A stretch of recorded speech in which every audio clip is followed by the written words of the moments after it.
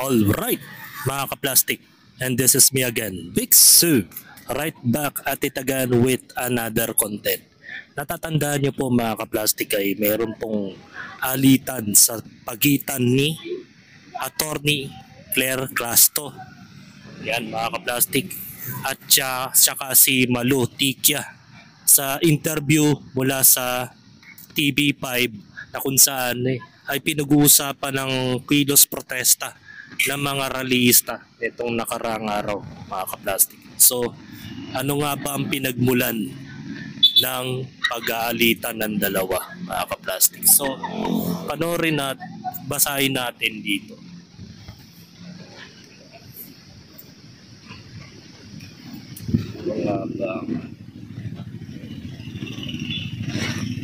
Sabi kasi dito,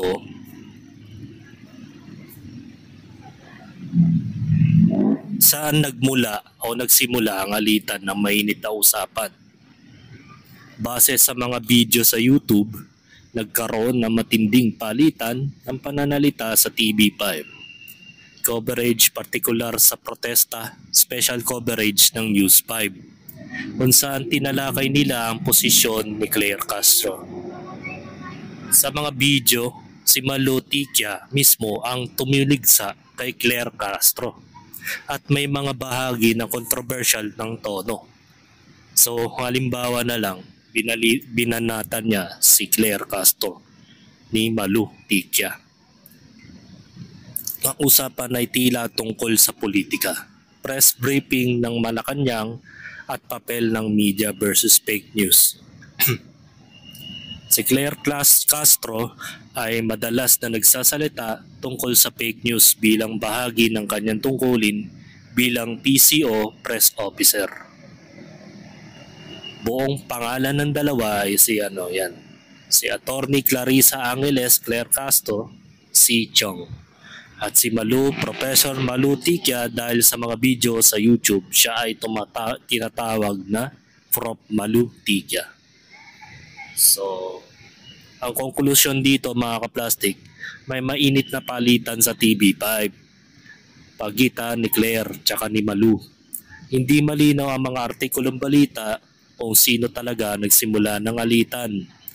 Pero ang mga video na napakita sa matinding political debate, pagtuligsa sa posisyon ni Claire bilang press officer ng Malacanang. Ang usapan ay may kaugnayan sa papel ng Malacanang, fake news at media responsibility. So yan ang sabi ni ChatGPT mga kaplastic. So panoorin natin ang alitan ng dalawa kung paano nagsimula ito. So switch up na natin.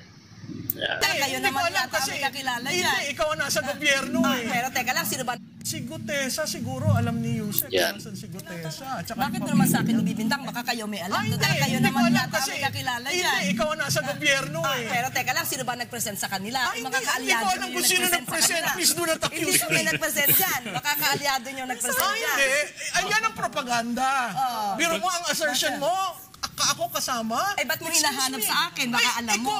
Alam mo, pag ikaw ang estado, never mind. Well, let's I respect this show. I do not want to go to the gutter. So don't start kasi. You're vote. putting something to me. But you are representing government. But still, bakit ko malalaman? Hindi ako nag-present dyan. Bakit mo sa akin Pikod You can always say it in a very nice way without insulting people. Excuse me. Excuse me. Ayan na. Ganito po. Let's ask lang each one. Do we have any information from either end? Any information from either end of where he is? And No, I don't know. There was someone who told me that he is in the custody of government, agencies of government, including the family. Including the family? Including the family. So, do I know for certain? No, it was relayed to me. Am I part of the scheme that some people would say I am part? I am not. I am just an ordinary citizen who loves this country and would like to comment on certain things. Tinanong natin yan sa Marines eh. At sinabi nila na wala sa kustodiya nila, walang nakakaalam. Siguro ang dapat na natin tanong si Mike Defenso. No, we already asked Mike Defenso. Ang importante doon, pikon si Ante Claire mga kaplastic. At nalalagay na kasi sa panganib, which is kasama na ngayon ng kamakailan lang ay nagsalita na po si Zaldico, mga kaplastik. So nawiwindang na si Ante Clermo, mga kaplastik. Kaya alam mo na, mahirap na magsalita kasi maraming galit na naman eh. Sasabihin na naman, DDS ako eh, DDS supporters. Hindi kaya out of the blue si Gotiza. May classmate ako dati sa engineering, ganyan na ganyan kay Madam Claire. Maganda kaso pikunin. Ganyan talaga yung mga nag-iedad na 40. Ganyan talaga yung mga ugali ng mga babae. At hindi na nila alam kung paano nila i-manage yung mga baho ni Bongbong Marcos tsaka ni Martin Romualdez, mga kaplastik. Kaya unti-unti na po kasi silang nalulusaw. Diba? Ante Claire nyo, asal kalye na. What the hell? Ante Claire nga eh. Paki-Claire. Pikuni naman talaga, mga kaplastik. University versus palengke. Mga nagka-comment dito eh. Palengkera si Ante Claire mo, mga kaplastik. So wala tayong matinong comment. The executive intel funds and resources can be used to locate personalities who can be provide information in support of corruption investigation. Bagaya. Eating a popcorn while red and green fight each other with their fancy gold promise. Diba? Hanggang ngayon, di pa rin nawawala yung berde at pula na naglalaban-laban ngayon. Maging ang mga idolize o mga taong uma-idolize sa mga taong to ay nagkakadebatehan na rin at naglalabasan ng mga eksperto sa social media na malinaw na hindi nila nakikita na ang kanilang iniidolo yung bangag ay nabudol sila. Diba? Yung 36 million voters na nabudol, mga kaplastik, 3 taon na. Ano ba ang nagawa ni Marcos ngayon, mga kaplastik? Diba? Na may personal na si Ante Claire, mga kaplastik. Maraming comment dito eh. Pero masaya pa rin talagang panoorin sila na nag-aaway-aaway na dahil nawiwindang na yung isa. Do we have... Ayan. Tingnan natin yung mga comments sa kabilang page. Over defensive si attacking dog anti-Claire, si abogagang palengkera. Diba sila nagsabi niya na? Baka sabihin din nyo ako yung nagsabi niya. Yung mga host imbes awatin mukhang nag-enjoy pa. Siyempre trending yan eh. Sino ba naman yung mga media man na pipigilan nila yung magsalita yung mga yan dahil naghahanap din ng mga ebidensya. 'Di ba? I mean, okay kan sa kanila ang i-express ang natural reaction nila. Buti pa si Ma'am Prof may pagpigil sa sarili. Kasi educated.